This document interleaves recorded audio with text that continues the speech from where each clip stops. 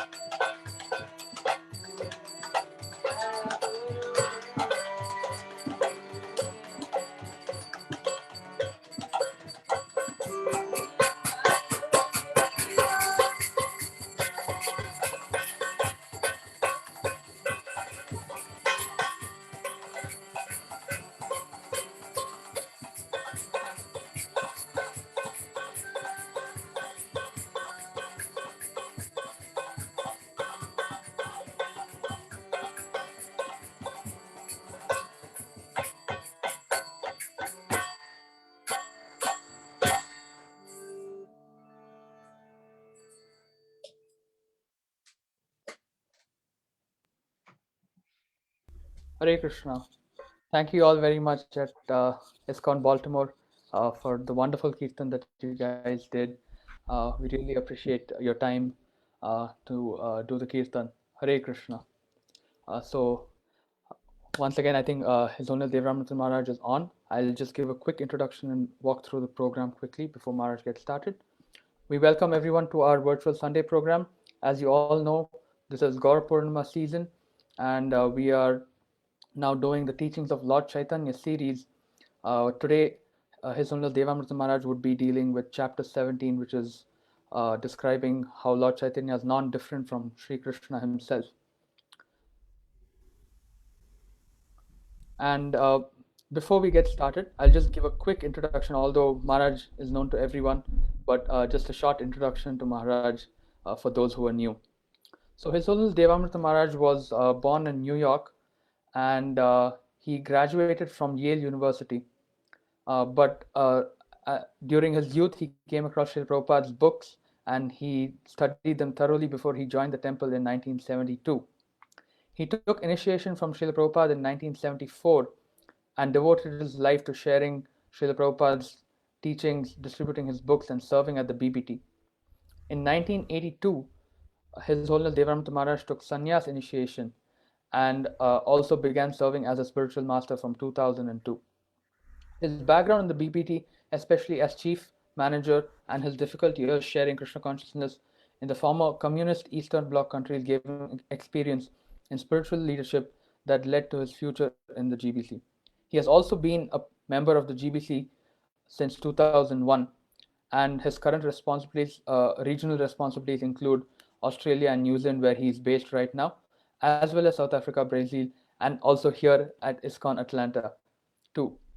He's also an author published by the BBT, and he has written books like Searching for Vedic India and The Perfect Escape. And another expertise of Maharaj is to facilitate contemporary setting for Western audiences to approach Bhakti Yoga. So let's all welcome Maharaj, and let's kindly give our attention to him and hear him very carefully.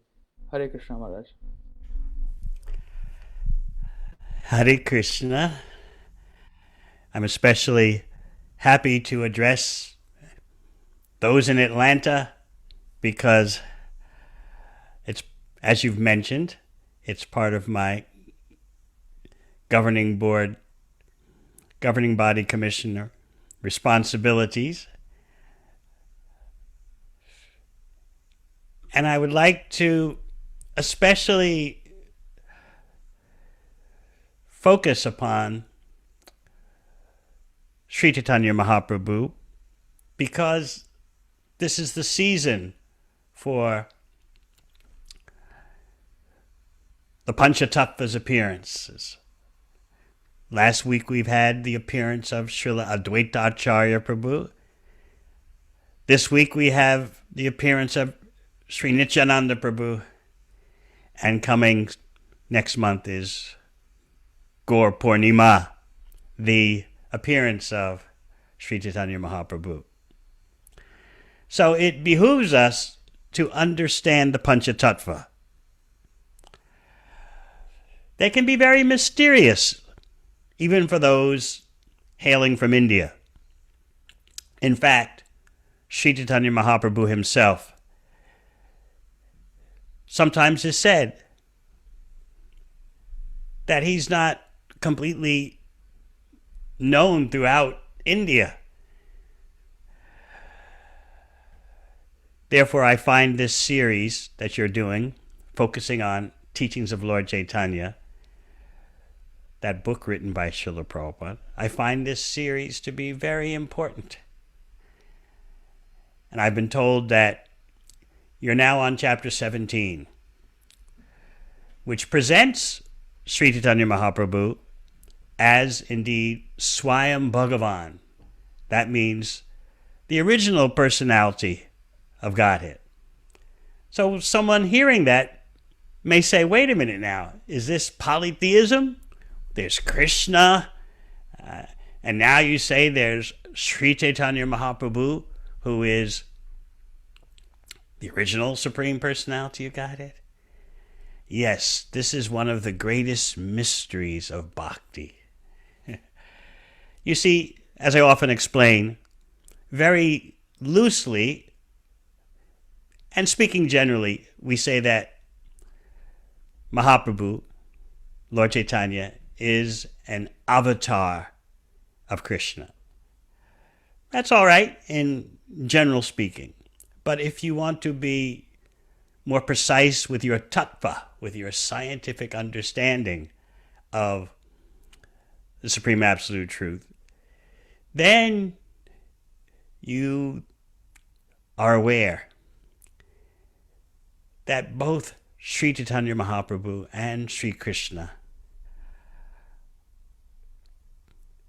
are the Supreme Personality of Godhead in different roles. And this is inconceivable. You might say, well, who is the original? Is it Krishna or is it Sri Chaitanya Mahaprabhu? Both are the original. The original appearing, existing eternally in two different roles, which are interlinked, interlocked, but still their leela, their pastimes, are different. So let's go deeper into this mystery. I like how Srila Bhakti Siddhanta Saraswati Thakur, Srila Prabhupada's spiritual master, explained the situation. He says that when Krishna wants to feel separation from himself, when Krishna wants to feel and experience what it's like to be his own devotee, undergoing separation from him, then Krishna appears as Sri Chaitanya Mahaprabhu. And when Sri Chaitanya Mahaprabhu wants to be the supreme enjoyer, then he appears as Krishna. So one set of Leela, Gaur Leela, is all about feeling separation from Krishna, love in separation, Vipralamba Seva. The other set of Leela, Krishna Leela, is all about Krishna demonstrating that he's the supreme enjoyer. So this is the mystery of Lord Chaitanya. It's not a polytheistic mystery. It is diversity in unity and unity in diversity. Certainly we need to understand this when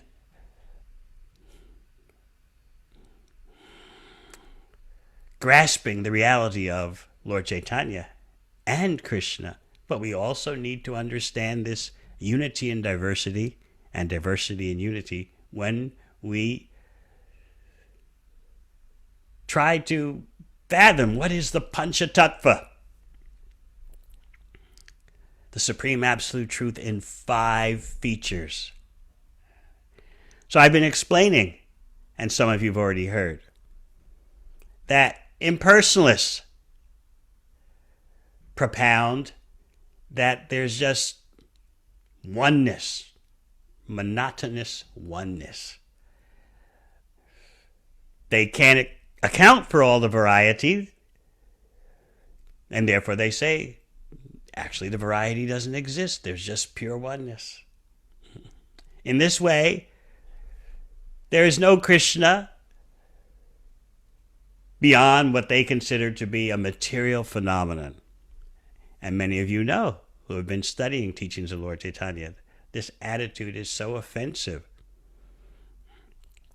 You wouldn't like someone to dismiss all the variegatedness of your life, all the personalities and relationships in your life as just zero.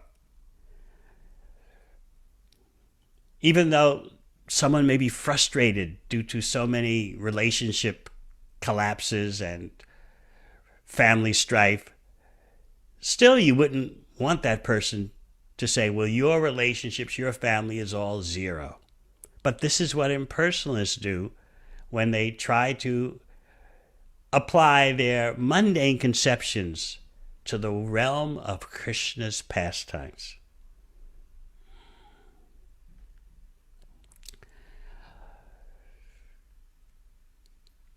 In order to understand the complete Supreme Absolute Truth, we need to deal with both perspectives. Krishna as a supreme enjoyer and Sri Caitanya Mahaprabhu as the devotee. Krishna in the role of a devotee experiencing the highest love for Krishna. We have to have a sense of wonder and fascination. That love of Krishna is so exquisite that the Supreme Beloved, Krishna himself, wants to know, what is it like to love me? What is it like to be attracted to me? What are my devotees tasting in me? You see, Krishna is the supreme enjoyer.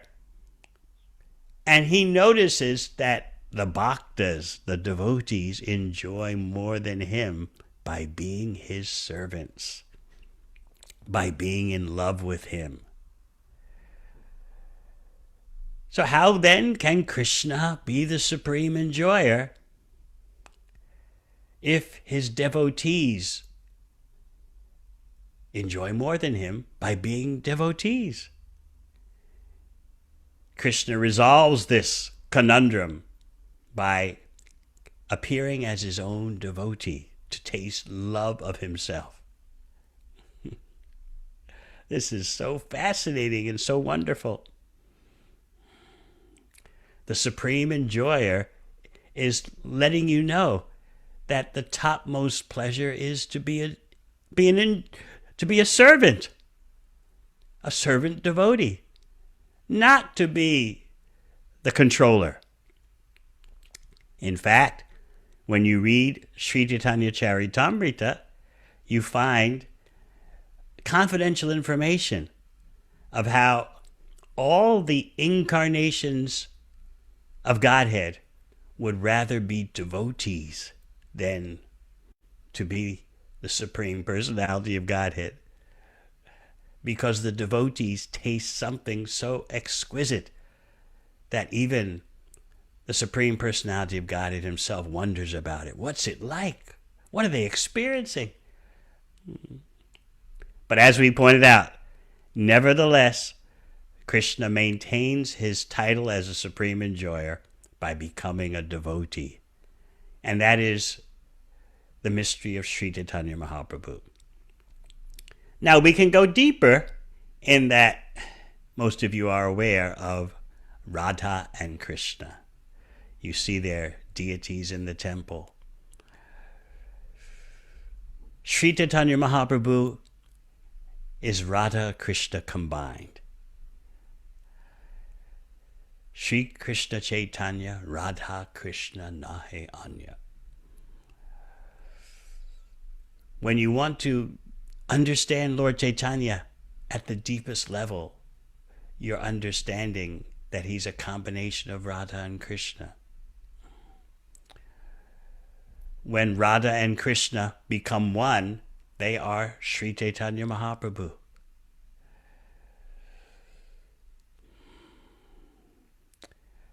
Sometimes it's stated, when Krishna wants to enjoy, he manifests his pleasure potency, Srimati Radharani. But Krishna always wants to enjoy. But we say when, just because our intelligence and our statements are framed by time, past, present, and future. But in the spiritual reality, there is no past, present, or future. Krishna eternally enjoys, and therefore Radha and Krishna are eternal. But just for the sake of our understanding and comprehension, we say, when Krishna wants to enjoy. But there's never a time that Krishna doesn't want to enjoy or does not enjoy. That's a little hard for us to understand, because for our little tiny, paltry, minuscule so-called enjoyment, we have to work so hard. We have to go through so many ordeals, so many struggles, tolerate so much just to get a drop of so-called satisfaction and fulfillment. And we take that as normal.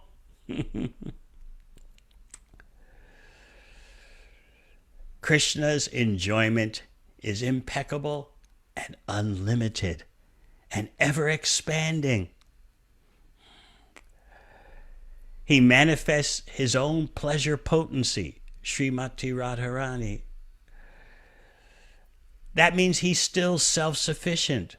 He never goes outside of himself to enjoy because the pleasure potency is his. Still, though, at the topmost understandings of bhakti, we know that Krishna can come under the control of the pure love, especially of his pleasure potency personified, Srimati Radharani. So this is what makes all these intricacies and flavors and relationships are what makes bhakti so fascinating. The more we take an interest in relationships on the spiritual plane, relationships that are present in Gaura Lila and Krishna Lila, the more we understand the transcendental reality. Because unconsciously we're affected by monism, voidism, impersonalism. It's hard for us with our material intelligence to grasp that there's variegatedness, variety, diversity on the spiritual platform. Because we're so frustrated with our failures to enjoy material diversity. And so we speculate intuitively, it seems. It seems so natural. The Supreme Absolute Truth is just monotonous, homogeneous oneness, the all-pervading oneness, Brahman. Yet in our own life, what are we looking for? We're looking for the flavors of relationships. We're looking for the taste of personalism. So we're crazy. Yes. To live material life, you have to be crazy. Now, that doesn't necessarily mean crazy according to how is measured by a mental institution or a psychologist or psychiatrist. Crazy in terms of our whole loving endeavor, our endeavors for love. We're so attached to being loved and to be able to love someone, yet we have no interest in the ultimate loving affairs. So that is the secret of Gaura Lila and Krishna Lila. Lord Chaitanya has his pastimes. Krishna has his pastimes. But Lord Chaitanya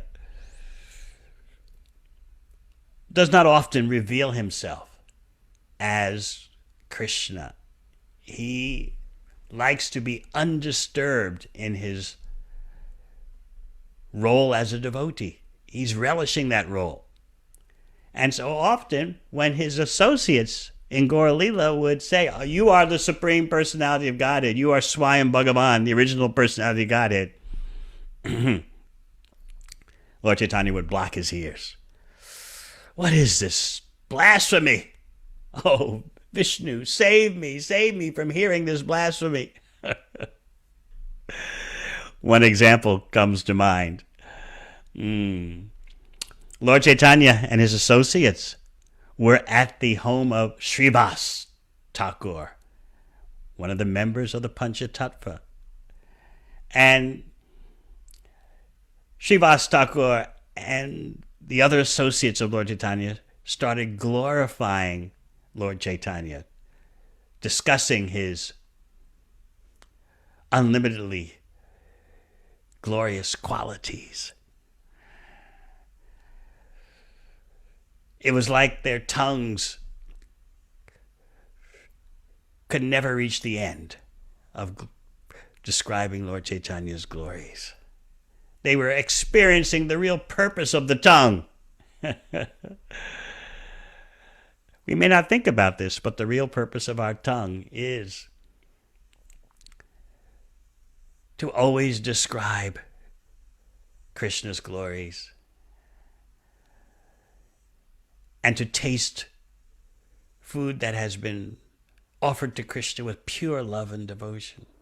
This is the purpose of our tongue. So they were experiencing that, speaking of the unlimited glories of Lord Chaitanya's qualities. What was Lord Chaitanya's reaction? He said, "What is this? What is this? What kind of chanting is this? What kind of katha is this? Why have you become so impudent? Why are you concocting?" Lord Chaitanya was demonstrating anger to set the example that in the future there would be persons who concoct and fabricate their own spiritual path, and so Lord Chaitanya wanted to set the example. He knew in the future, and right then and there during his time, there were impersonalists who said everyone is God. I am God, you are God. Om Namo Narayanaya, we're all Narayan. So Lord Chaitanya wanted to draw the line very clearly with himself as the example. How can you call me the Supreme Personality of Godhead? What is it? What are these glories you're chanting? What are these qualities you're describing? This isn't the way. And while he was displaying that anger, outside the house of Srivas Thakur, thousands of people had gathered. They wanted darshan of Sri Caitanya Mahaprabhu. And they're all roaring, "Jai Krishna Chaitanya! Jai Jai Mahaprabhu Brajendra Kumar!" There are thousands are yelling this. All glories to Sri Krishna Chaitanya, who is Brajendra Kumar, the son of Maharaj Nanda. They're just roaring the secret out loud. He is Krishna. He's Swayam Bhagavan Krishna. Thousands of people are roaring this. And so Srivas Thakur, noting this situation, says to Lord Chaitanya, "Just see. You cover yourself at home, but outside everyone is broadcasting the realities." "What are we supposed to do?" Srivas Thakur said. "Are you going to cover their mouth with your own hand as they're chanting Jai Jai Mahaprabhu Vrajendra Kumar? Are you going to stop them with your own hand?" And Srivas Thakur said, "Look,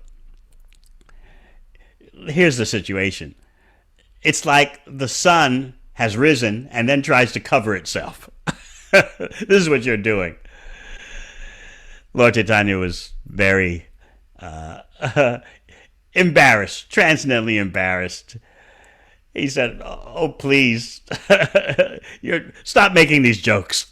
So that's an example of how Lord Chaitanya doesn't like to be disturbed in his position as Krishna, tasting what it's like to be a devotee.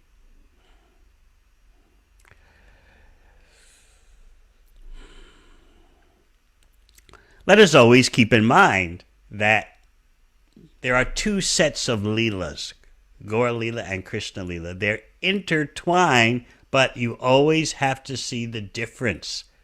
Otherwise, the acharyas point out, it's offensive if you try to see Gaur Leela as the Supreme Personality of Godhead enjoying. That is a great mistake. Lord Chaitanya is in the role of the devotee.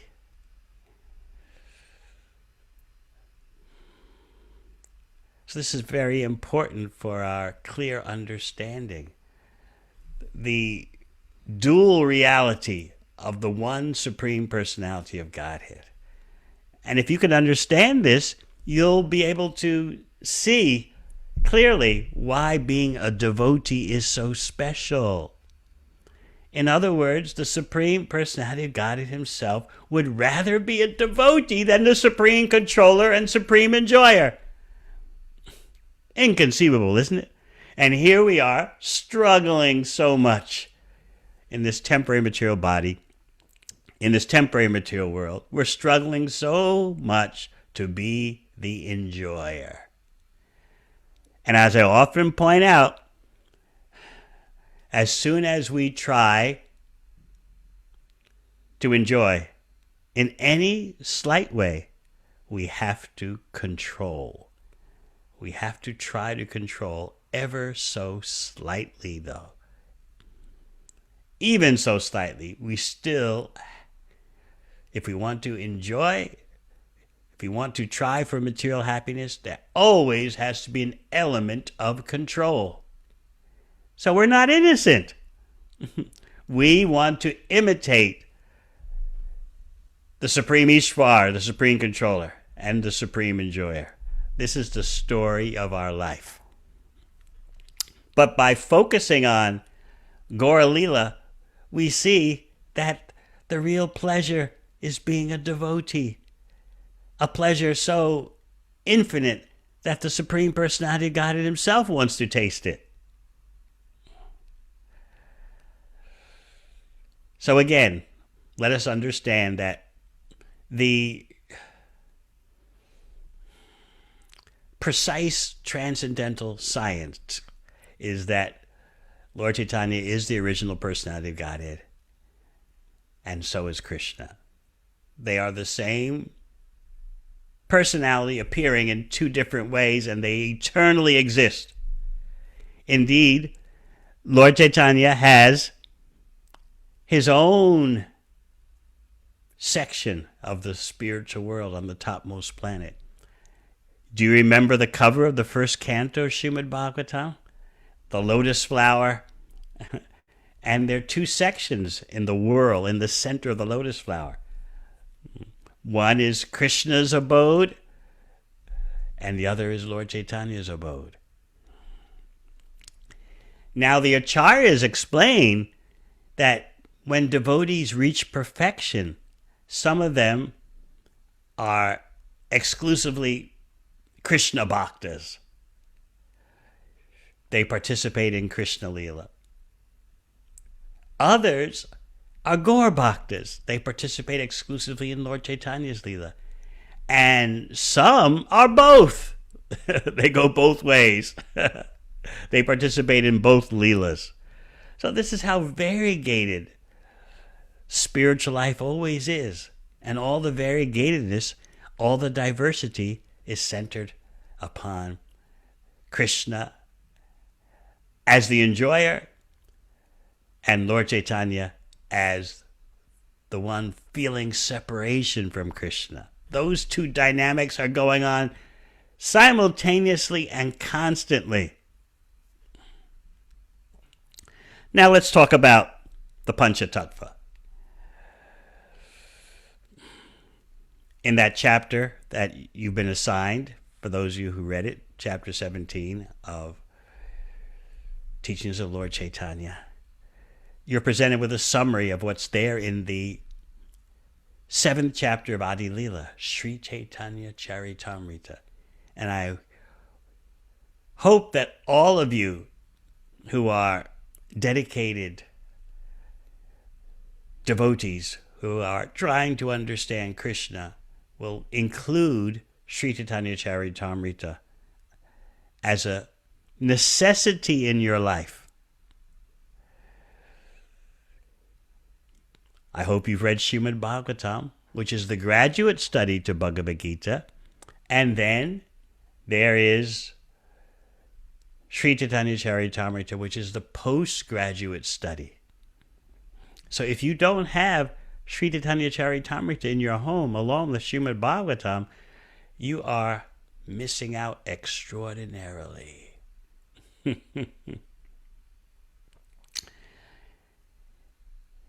Here's an analysis attributed to Srila Bhaktisiddhanta Saraswati Thakur. He said that if there's a flood, if there are waters of annihilation, and you have to swim for it to save your life.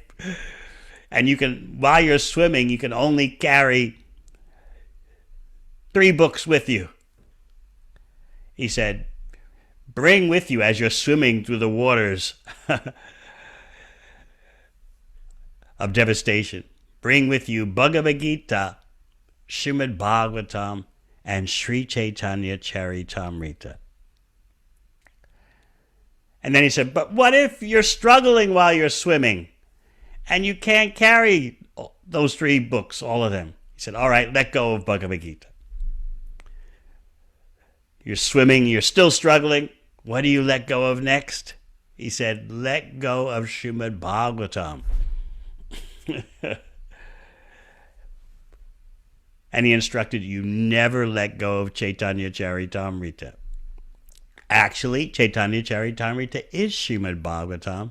It contains so many Bhagavatam verses, and it explains Radha Tattva, the truth in depth of Srimati Radharani, who in the Bhagavatam is introduced and who is not mentioned in Bhagavad Gita precisely. Of course, she's there as in the mention of Krishna's energies, and the advanced devotee will certainly see Srimati Radharani in Bhagavad Gita. In Srimad Bhagavatam, she's there in the 10th canto in Krishna Lila. And of course, an advanced devotee can see Krishna praying, love of Krishna, and all of Krishna's devotees in every word of Srimad Bhagavatam. But conventionally speaking, she's introduced in Srimad Bhagavatam, but in Caitanya Charitamrita you get the complete science of the topmost relationships in the spiritual world. So Caitanya Charitamrita is Bhagavatam. And Teachings of Lord Caitanya, which some of you have been assigned to read for this discussion, Teachings of Lord Caitanya is the summary study of Caitanya Charitamrita. Please understand that. Srila Prabhupada wrote Teachings of Lord Caitanya just as he did the Krishna book, Krishna, the Supreme Personality of Godhead, just in case he never had a chance to finish Caitanya Charitamrita or the 10th canto. And we know that he didn't finish the whole 10th canto. He departed from our physical presence before that. But Caitanya Charitamrita he did finish. So when you have Teachings of Lord Caitanya in your hand, you have a very concise summary of Sri Caitanya Charitamrita. But you should long for the whole Caitanya Charitamrita.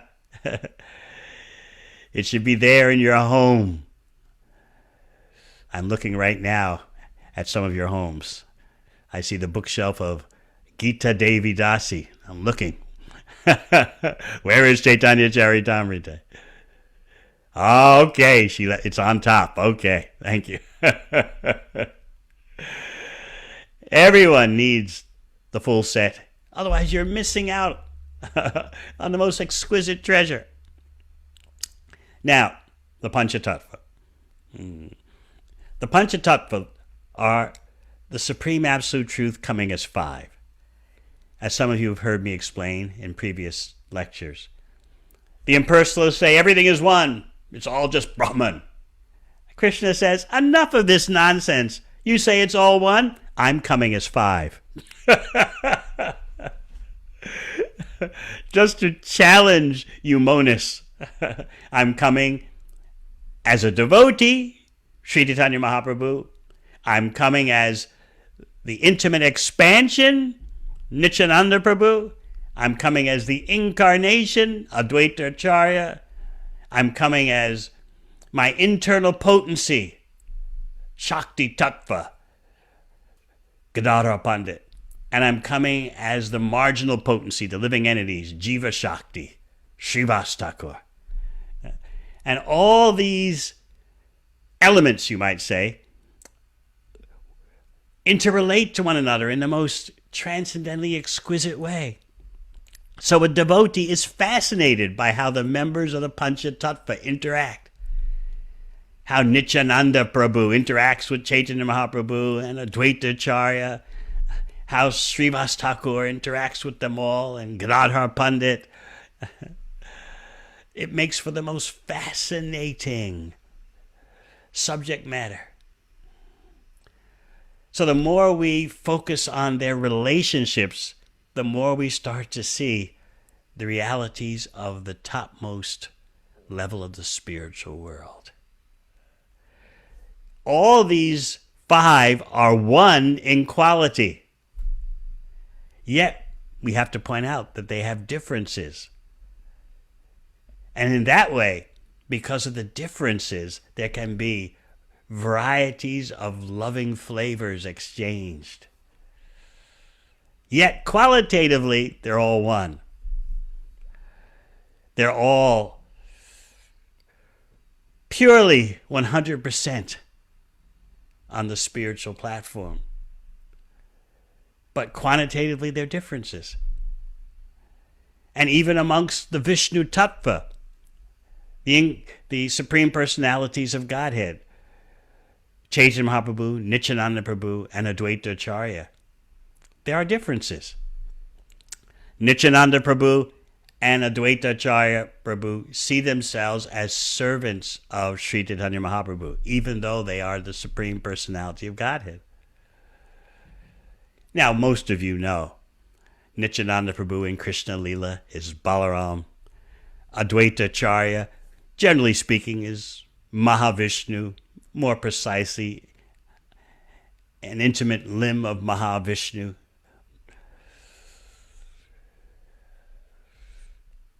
It's always wonderful to study who's who in Gaura Lila and Krishna Lila. How the same personalities take on different roles in these different sets of pastimes. You become overwhelmed with gratitude and appreciation for the ultimate reality of transcendental variety and the exchange of different flavors in different relationships. That attracts you out of your material illusion because you want relationships. Not only do you want relationships, but you want relationships with different flavors, right? Otherwise it becomes monotonous. So how can the Supreme Absolute Truth be supreme without exquisite relationships of unlimited variety and unlimited flavors? Because people don't know this, they're simply God worshippers in name only. But when it comes to the bottom line, they're entrapped by the material energy because they want flavors and they know nothing about the flavors of relationships in the ultimate reality. So this is why it's so important to understand the Panchatattva. Sometimes Nityananda Prabhu and Advaita Acharya would just jump up, leap up high in the air, shouting, "We are servants of Lord Chaitanya. We are servants of Lord Chaitanya. We are the servants of his servants." And then suddenly sit down and be quiet. Just like when the thousands of people were outside Lord Chaitanya's, he was staying at Srivas Thakur's home. Thousands of people were outside, and Lord Chaitanya heard their humble appeal. "Please give us your darshan. We want to make our life successful." So he did go outside and give them his darshan. Raising both hands in the air, he instructed them, "Everyone chant, Hari, Hari."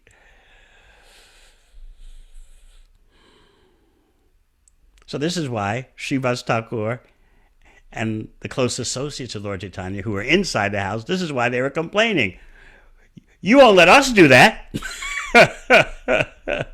Thousands of people are proclaiming you're Rajendra Kumar, that you are Krishna. You won't let us say that. And this is why Lord Chaitanya was embarrassed. Please stop making these jokes at me.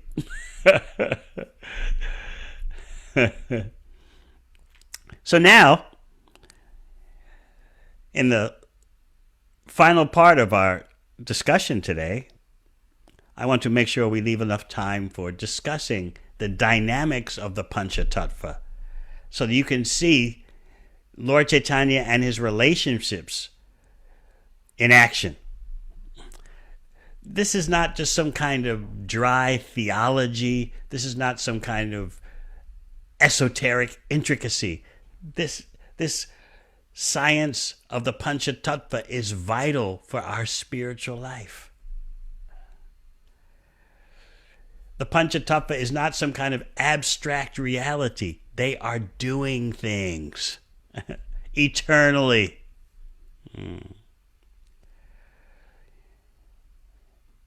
The more we can understand how the Panchatattva are acting, the more we can see what the true glories of bhakti are, the true scope of the society of devotees. So let me read to you from chapter 7 of Adi Lila, Sri Caitanya Charitamrita. It describes that the characteristics of Krishna are understood to be a storehouse of transcendental love.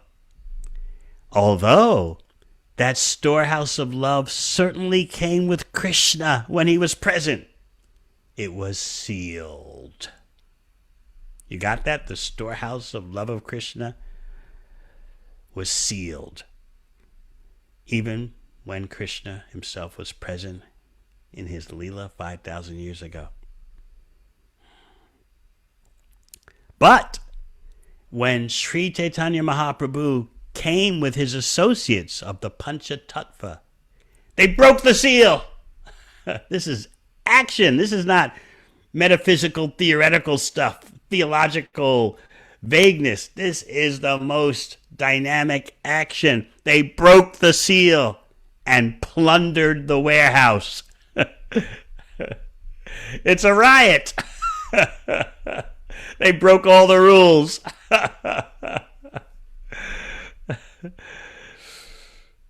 People are so bewildered by the Capitol Hill, whatever you want to call it. But it was just a tiny event compared to the spiritual riot that the Panchatattva caused.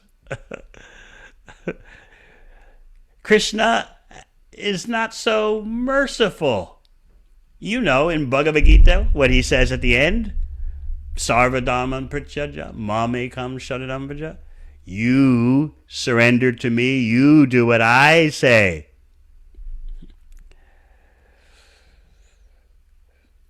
The storehouse, the warehouse is closed. It's sealed until you make the move. You make the first move. The Panchatattva, headed by Sri Caitanya Mahaprabhu, do things completely differently. They say, forget the qualifications, forget the stipulations. We're breaking open this warehouse and distributing the contents to everyone. Let them first taste the nectar of love of Krishna, and then later we can discuss the contract. Whereas Krishna is restrictive. First you behave yourself properly, first you do this, first you do that, then later we talk about the benefits. The Panchatattva break open the storehouse and distribute the contents, saying, taste the benefits first, later we discuss the various qualifications. Both are activities of Krishna, both ways. So what I'd like you to do, when you think of the Panchatattva, headed by Lord Caitanya, see the dynamics of breaking into the warehouse, breaking into the sealed contents, and tasting. First, the Panchatattva taste. And what happens when they taste? the more they taste, the more their thirst for it grows. This is fascinating. The Krishna Trishna, the thirst for Krishna. This is what we're all yearning for. This is what makes the difference between a neophyte and a devotee who's advancing. The Krishna Trishna, the thirst for Krishna. So see the dynamics of the Panchatattva. They broke the seal, they plundered the warehouse, and they're tasting the contents of the warehouse. And they're tasting the unlimited contents, and their thirst is growing unlimitedly. So this is active. It's showing us that bhakti is dynamic. It's not meant to be just locked up for one section of society or one part of the world. It's meant... The Panchatattva are basically rioting. They're looting. They're looting the warehouse, which Krishna kept sealed. And the chief looter is Krishna himself as Caitanya Mahaprabhu. And his chief assistant is Nityananda, who's Balaram. So you couldn't ask for a better riot. They're plundering. Plundering means looting. They're disregarding all law and order. All of Krishna's restrictions, the Panchatattva, they've thrown it out. And they're gobbling up all the nectarian contents of the warehouse. And the more they drink, the more their thirst increases. What kind of beverage have you ever had like that? Materially, you drink something because you're thirsty and, okay, I've had enough. And also your stomach can only hold a limited amount. But the taste, the beverage of transcendental love of Krishna, you never get enough, and you have unlimited capacity. So what next in this dynamic activist program? Krishnadas Kaviraj Goswami explains in Chaitanya's Charitamrita. Sri Panchatattva themselves danced again and again. By their dancing, what happens? Is it just some kind of sentimental performance? No, it is most scientific.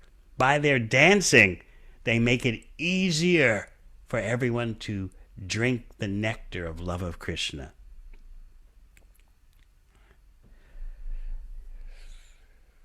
Dancing is a very important part of Krishna Bhakti. And the Panchatattva themselves are showing that. They just don't want to sit on the floor. They want to raise their hands in the air and dance in ecstasy. And by that dancing, they're making it easier for everyone to be Krishna conscious. So the verse says, they danced, cried, laughed, and chanted like madmen. And in this way, they distributed love of Godhead. So this is where we're coming from. We're part of this, as followers of Lord Caitanya, we're part of this greatest riot. And remember, Krishna comes as Lord Caitanya, and he's the foremost looter. I'm going to take what Krishna keeps locked up, and I'm going to just fling it everywhere, flood it everywhere, with no stipulations. So let us consider more about the dynamics of the Panchatattva. There should be some modus operandi, some methodology for distributing the contents of the warehouse. No. Lord Caitanya and his associates said, we're not considering who's fit, who's unfit, whether this place, whether that place. No conditions. flood everywhere, flood everyone. Can you get a feeling now, I hope, for the scope of Krishna's mission as Sri Chaitanya Mahaprabhu? Flood everywhere, flood everyone. No stipulations, no conditions, no discrimination. Let the floodwaters inundate everywhere. So the more that we take up this expansive spirit, the more we're in touch with the Panchatattva. We don't want to keep bhakti locked up, because that's not what the Panchatattva are all about. They're always breaking down barriers, break the dam. Let everything be flooded. No stipulations, no contents of love of Krishna locked up. So the more that we as devotees participate in that kind of reality, the more happy we are. We're dealing with something, Krishna Bhakti, that's meant to be flung far and wide, endlessly. So the more we participate in that, the happier we are, because our happiness is dependent on Krishna. We cannot generate our own happiness. This is a big lesson we need to learn as we sojourn through material existence. We're not successful at all. In fact, we're failing extraordinarily as independent happiness generators. No, our happiness depends on Krishna. And here, in this darkness of the age of Kali, Krishna has come as Sri Chaitanya Mahaprabhu and his associates, the other members of the Panchatattva, and you see what's going on. The most extraordinary, inconceivable dynamics, action in distributing the greatest sweetness. So what else? There's something fascinating about this plundering and distributing. We talked about how for themselves, the more the Panchatattva drank the nectar, the more their thirst increases. But that's not the only thing that's going on. The more they distribute, the more the supply increases 100-fold. Now, of you business persons in Atlanta, who runs a business like that? Whose enterprise is like that? The more product is sold, the more the supply in your warehouse automatically increases 100-fold. None of you can do business like that. But that is the business of the Panchatattva. No question of scarcity. The more they give out, the more the supply increases. So please, think deeply about these dynamics. This is bhakti activism. The spirit soul is always active. It is not passive. And during this special time of the year, in which we're celebrating the appearance of Advaita Acharya, Nityananda Prabhu, and Sri Chaitanya Mahaprabhu, we can especially aspire to increase our participation in the dynamics of flooding this world with Krishna Bhakti. And then we'll be more in touch with Krishna as himself and Krishna as Sri Chaitanya Mahaprabhu. We're not armchair believers. Well, I believe in Krishna. Who do you believe in? I have my religious beliefs. What are your religious beliefs? I worship this God. What God do you worship? This is not our portfolio. We're active members of a team that's plundering and looting and spreading the merchandise everywhere without distinction, discrimination. So that means the more that we demonstrate how Krishna Bhakti is meant for the whole world, the more we are successful. So the chapter goes on. The flood of love of Godhead swelled in all directions, and thus young men, old men, women, and children were all immersed in that inundation. And then the prediction. The Krishna consciousness movement will inundate the entire world and drown everyone. This will happen whether we see the full flood covering the world in this lifetime or in future lifetimes, but this is the reality. This is Krishna's will. And Krishna himself has come as the prime distributor, and the Panchatattva, the other members of the Panchatattva, are his agents. And this activity of distributing Krishna Bhakti to others without discrimination is so attractive that Balaram wants to take part as Nityananda.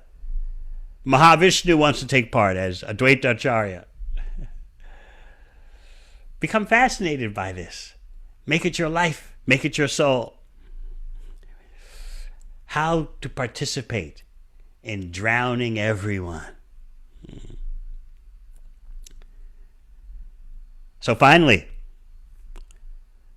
when the 5 members of the Panchatattva saw the entire world drowned in love of Godhead, and the seed of material enjoyment in the living entities completely destroyed, they all became exceedingly happy. This is a fascinating point for you to meditate on. As the spread of Krishna Bhakti increases, the seed of material enjoyment in the world automatically diminishes. We can't see this with our mundane vision. But as your vision becomes more purified, you start to see the miracle of bhakti. You see, there's the seed of material enjoyment. And by your association with the modes of material nature, which we consider just living our normal life, when actually we're shackled by Triguna Maya, the 3 modes, the seed of material enjoyment is watered by guna sangha, association with the modes of material nature. And because of that watering process on the seed sprouts into a tree of material entanglement. And that tree of material entanglement presents the fruits of happiness and distress. Of course, we'd like to pick the fruit of happiness and forget the fruit of distress, but they come together on the tree of entanglement.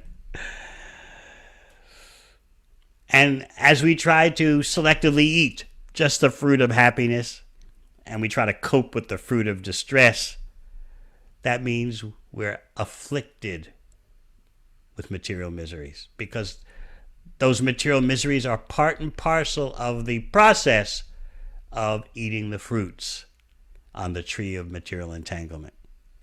But when there's a flood, all the seeds become inactive. They can't sprout. Too much water makes it impossible for the seeds to sprout. Just like when you fry a seed, it can't sprout. So this is the inconceivable wonder of the Panchatattva. What they're doing is the most dynamic entrepreneurial enterprise. And we should all be a part of that. And by doing our little bit, what does Srimad Bhagavatam say? Pranayar artayar diya vacha. You can give your life, prana. Arta, you can give some of your wealth. Diya, you can contribute your intelligence, your skills. Vacha, your words. Or you can do all of that. In this way, you can participate in the activities of the Panchatattva, Sri Krishna Caitanya Mahaprabhu, and your life will be successful. So please think about this, how you can play your role. no restrictions on who should get, where they should get it. That's the Panchatattva. Flood everyone, everywhere. Leave no one untouched. This is our heritage. This is what Krishna wants.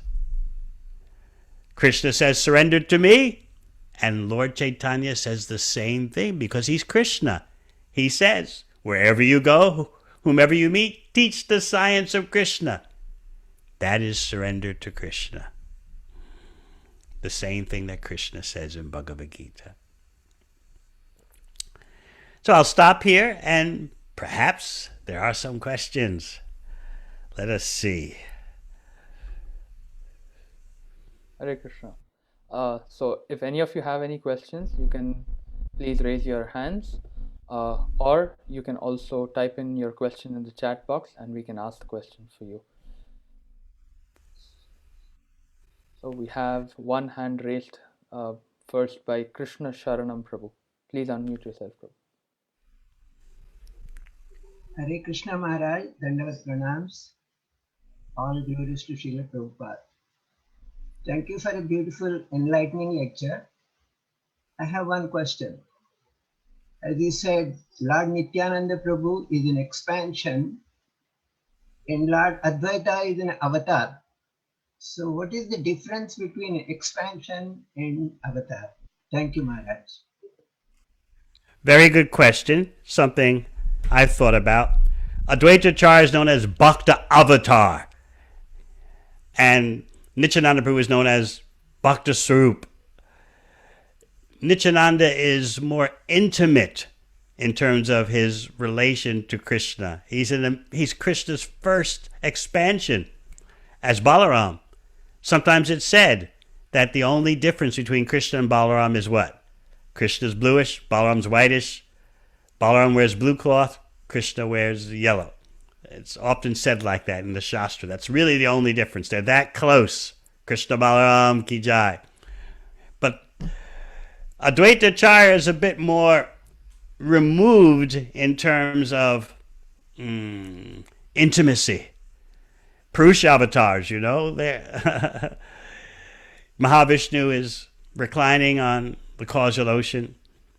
Advaitacharya is a particular limb of Mahavishnu, responsible for, technically, Advaitacharya deals with the pradhan, the unmanifested material energy. That's technical. So the Purusha avatars are not as intimate in relationship with Krishna as is Balaram. Krishna's always with Balaram, except at night. So this is why one is classified as Bhakta Avatar and the other as Bhakta Sarup. It's all about intimacy. Yet in Caitanya Leela you see them all interacting together, and that's another wonder of Caitanya Leela. And for me to get into that would take another hour. Another question. Yes, this is from Veer K. Nanda Prabhu. Please go ahead. Hare Krishna, Swamiji. I have one comment and a question there now. I really appreciate such a beautiful nectarian explanation of the tattva of Chaitanya Mahaprabhu, Panch Tattva, and Lord Krishna, though. It's very, very nectarian for me, though. For my understanding, Lord Krishna has a choice of either acting like a controller or a god, or acting like a devotee and enjoy it, though. And he has chosen to, or he enjoys being a devotee more than he enjoys a controller, though. So that's the way I understand. And this is just to reinforce this thought on myself. Even if Lord Krishna enjoys being a devotee rather than a controller, then why as a human being, I should be trying to act like a controller and not act like a devotee and enjoy all the all the bliss and the ecstasy that Krishna enjoys as a devotee there. So the question is that. First, let me comment. Your point is exactly what I was getting at. Thank you. The question I have is that, as you said, that Lord Chaitanya and Krishna, they are not different though. And reading different context, different information about Lord Chaitanya's disappearance though, that some text will say that he merged into Lord Jagannath, and others say that he merged into Tota Gopinath or so though. The question I have is, does Lord Chaitanya has an eternal form, or does his form merge into Krishna and he's just in bliss and enjoying his Leela in Golok Dham? Lord Chaitanya goes from universe to universe just as Krishna does.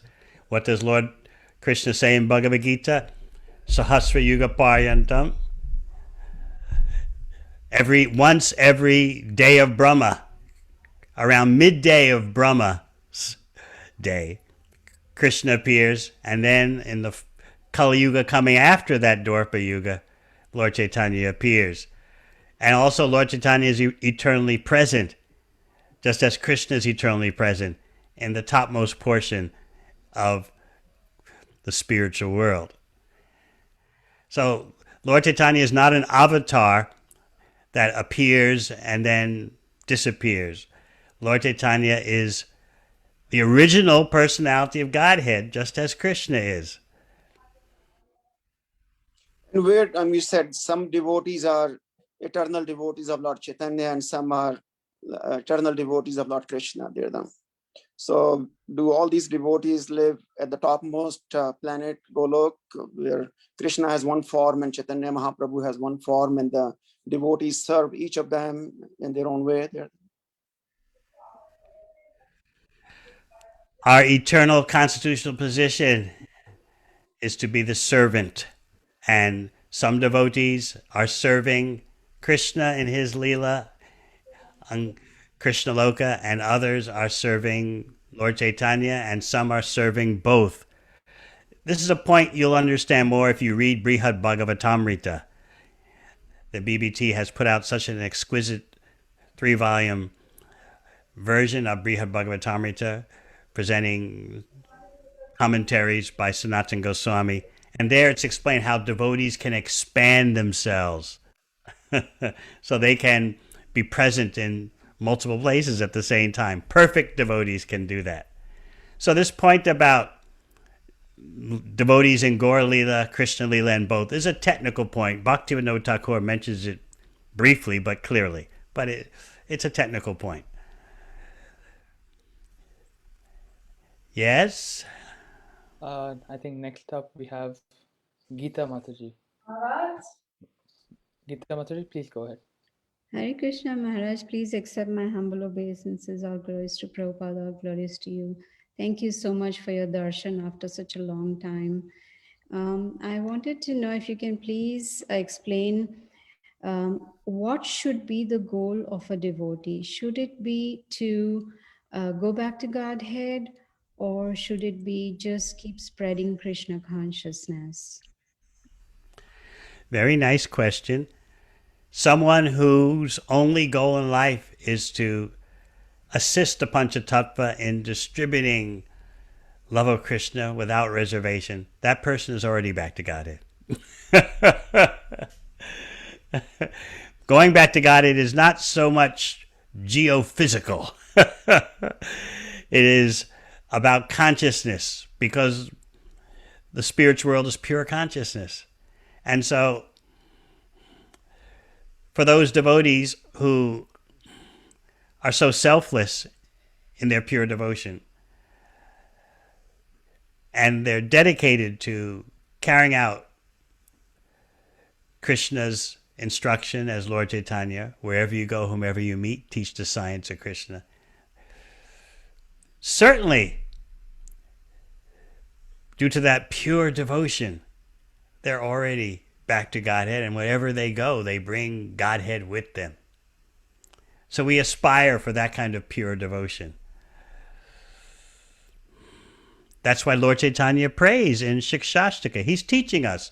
Mama janmani janmani isware bhavatad bhakti ahoy tuki twaye. I don't mind birth after birth as long as I have service at Krishna's lotus feet. And Bhaktivinoda Thakur in his songs says, I don't mind being an insect in my next life as long as I'm an insect in the house of a devotee. That's a high realization, and it's not that we should aspire to be insects, but he's pointing out to you, if I have devotee association, meaning pure service and pure sangha and pure opportunity for hearing and chanting, I don't care what my birth is. So yes, you should do two things at once. You should aspire to go back to Godhead and aspire to serve Lord Chaitanya however and wherever he wants, and then you'll get the best. The best will be whatever Krishna wants to make of you. That's back to Godhead. And the mystery is that those who are fully and purely dedicated to spreading Krishna's glories, they're already back to Godhead. They're carrying the spiritual world with them. So these are some ultimate mysteries of bhakti. Thank you. Thank you, Maharaj. So I think we have one last question. This is from Yashoda Deva Prabhu. Prabhu, please go ahead. Hare Krishna, Guru Maharaj. Thank you so much for always inspiring us in Sankirtana. Heard you tell these stories of Lord Chaitanya's pastimes so many dozens of times, and yet you always seem more enthusiastic every time you do so. So thank you so much. I just have a quick question that I was reading in Caitanya Charitamrita Adi Lila chapter 5. I think it's text 110. It describes how Lord Chaitanya, Prabhupada says that Lord Chaitanya is complete and he's relishing all the different mellows: neutrality, servitorship, fraternity, parental love, and even conjugal love. And Guru Maharaj, I don't understand how it is that Lord Chaitanya, Prabhupada says that he's enjoying these mellows with his devotees. I don't understand how the Lord at Sannyasa Shiromani is having all of these different types of relationships with the devotees. It's something I've misunderstood. Could you help me, please? Yes. He's Krishna, and Krishna is the object of all rasas, and so Krishna contains that within him.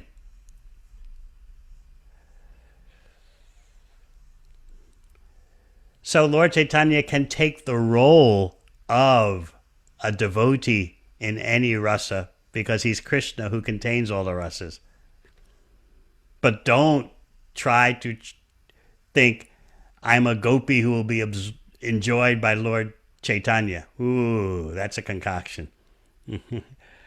Lord Chaitanya can take the role of a devotee in any of the rasas because he contains all the rasas. But particularly, he takes the role of a certain devotee. But sometimes you'll see in Chaitanya Leela, he can act in the role of a devotee in Vatsalya, Prem, or any relationship because he contains all that. But still, he specializes in the Madhurya Bhakta.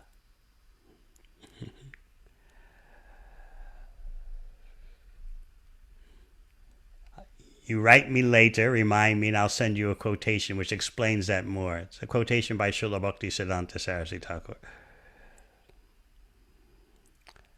All right. So it's been wonderful speaking with you all about Lord Chaitanya, the Panchatattva, and I hope everyone has in their home Sri Chaitanya Charitamrita. In this way, you have the greatest wealth. So please plunder that wealth. Don't be a miser. Taste the nectarian love that Lord Chaitanya is distributing, and your thirst will increase. Remember the Krishna Trishna. Thank you Thank you very much. So I think we have Vedasar Prabhu, our temple president. I would like him to take the Oh, word. Vedasar Prabhu. Hare Krishna. Maharaj, please accept my respectful obeisances and all glories to Srila Prabhupada. Maharaj, I'm actually just coming from a program and listening to your class. And I have a quick question, Maharaj, if you could elaborate a little bit. It seems like during Mahaprabhu's time that the devotees had such cohesive relationships in assisting Mahaprabhu to end the Panchatattva, to plunder the storehouse and distribute it. Was it because of the power and the presence of the Panchatattva that there seemed to not be any or much hiccups, whereas somehow Not so. There seemed to as be time not. has gone, I missed that. Hold on. There seemed to be not much what?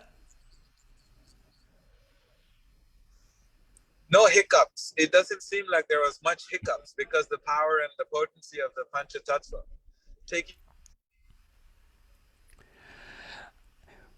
Well, you should remember. the leadership of plundering the years. It seems like as time has gone by, is it the influence of Kali Yuga that we are not experiencing that same cohesive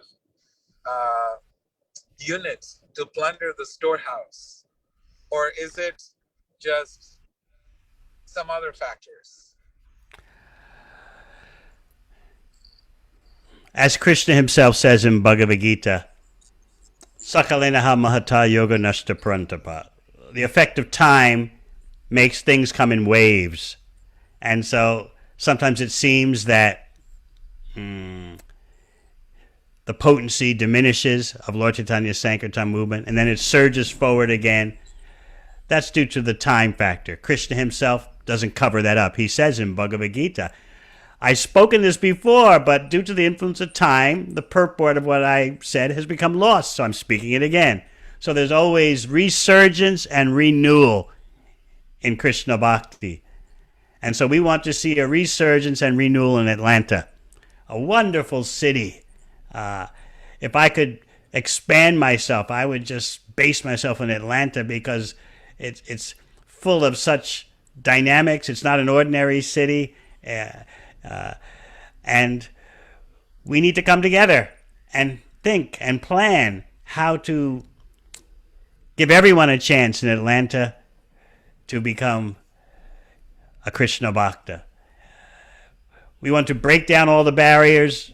No discrimination. This is a good place. This is a bad place. This person, but not that person.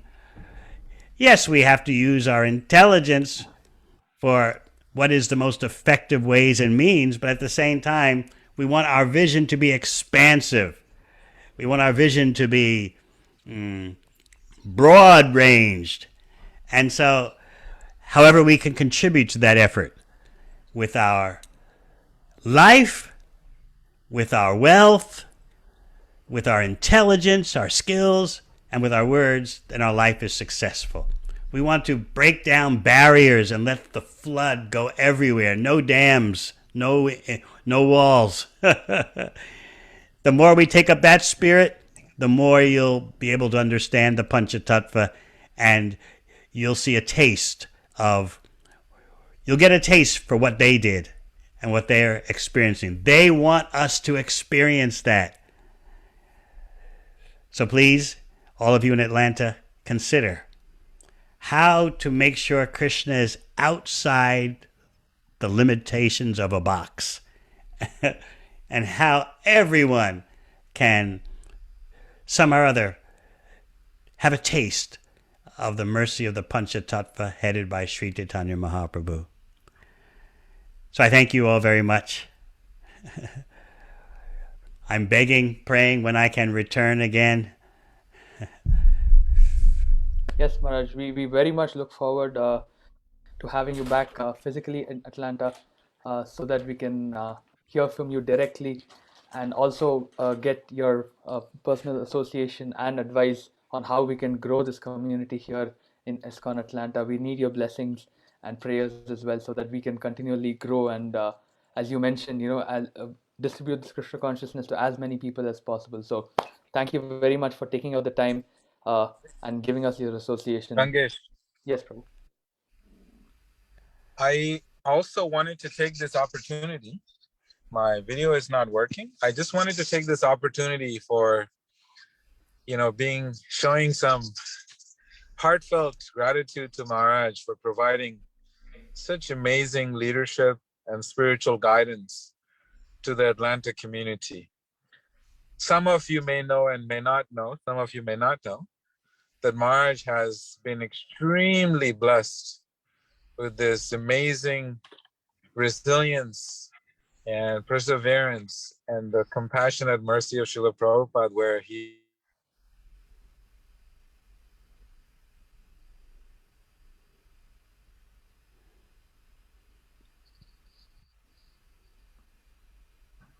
Prabhu, can you hear me?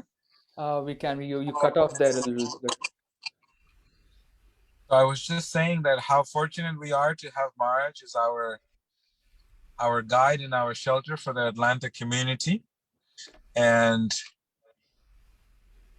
the fact that, he has been a testament to the mercy of Srila Prabhupada, creating beautiful communities from scratch and really, really guiding them step by step, systematically growing the Krishna consciousness movement in the different zones that there was nothing, and he went there and he created this beautiful communities. So we feel very fortunate that he is providing that leadership and that guidance here in Atlanta. So thank you so much, Maharaj. We are extremely grateful to you for this.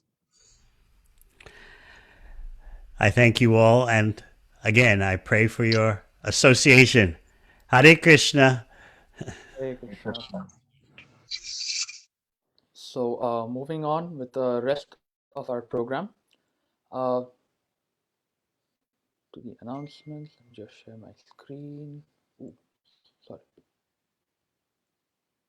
Share the correct screen. Just a second. Okay. So, next week we have a very special speaker again, His Grace Radhesham Prabhu, who will be covering chapters 18 through 21. These are a very interesting set of chapters where Chaitanya Mahaprabhu is having discussions with Prakashananda Saraswati. They discuss the Mayavadi philosophy. I think these set of chapters will give you a very good understanding of what Mayavadi philosophy is and how is it that we can counter the arguments present in Mayavada philosophy. So please do join us next week. We will be back to our original time next week. This week was an exception because Maharaj is in a different time zone. So please do join us next week at the same time, our regular time, that is. The festivals for this week. So today is Sri Ramanujacharya's disappearance day. He is one of the founders of the Sri Vaishnava Sampradaya. So that is his disappearance day today. 23rd, that is Tuesday, in Atlanta is Bhaimi Ekadashi. For those who are wanting to fast for Varaha Dwadasi, which is on the next day, the fasting is till noon on the Bhaimi Ekadashi day if any of you wish to fast for Varaha Dwadasi. As far as the Dwadasi, which is on the 24th, the breakfast time has a very short window, which is from 7:11 a.m. to 7:37 a.m. I will repeat that again, 7:11 a.m. to 7:37 a.m. So please make a note of that. Moving forward to the next big festival. So we have Nityanand Trayodasi, which is on the 25th, Thursday, and we will be having an online virtual program as usual from 6:30 p.m. Eastern Standard Time. For those of you who want to join in, we will be sending out information in the coming few days. So please be tuned into our social media and things like that, and you will be updated on this. And we also have a very special guest for Nityanand Trayodasi. We have His Holiness Ritadwaja Maharaj, who will be speaking to us on Nityananda Trayodasi. So please be sure to join us on the 25th of February at 6:30 p.m. Next up, sorry about this, prayers. So a lot of devotees at the temple have contacted COVID-19. We request everyone to pray for them so that they are able to recover quickly. Sikhi Mahiti Prabhu and Govardhan Leela Mataji have recovered, but we still need prayers for their health. So we request everyone to pray for their health. So the temple devotees like Nandanandan Prabhu, Ganesham Prabhu, Brajarupa Prabhu, Padmanabha Prabhu, Gaurangiridhari Prabhu, we need prayers for all of them. All the doctors who are fighting COVID-19, prayers for them too. And also those who have been affected by COVID-19, whose names we are not able to mention at this point. Also, as we mentioned every week, if any of you want prayers for your birthdays or anniversaries, you can reach out to me or Karthik, and we can announce your names, and we will have your prayers chanted on that particular day.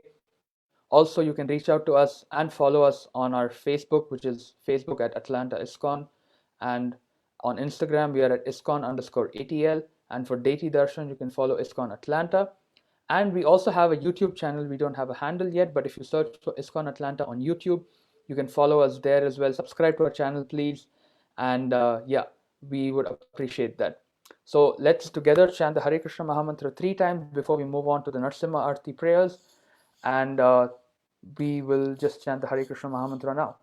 Hare Krishna, Hare Krishna, Krishna Krishna, Hare Hare.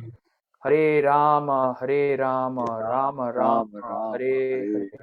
Hare Krishna, Krishna Krishna, Hare Hare. Hare Rama, Rama Rama, Hare Hare. Hare Krishna, Krishna Krishna, Hare Hare. Hare Rama, Rama Rama, Hare Hare. So we shall now sing the Narasimha prayers. Unfortunately, one of the children in our community couldn't make it today, so I will just be singing it myself. And yeah, Hare Krishna.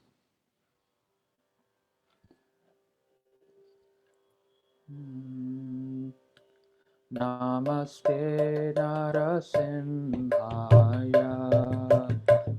Namaste Narasimhaya.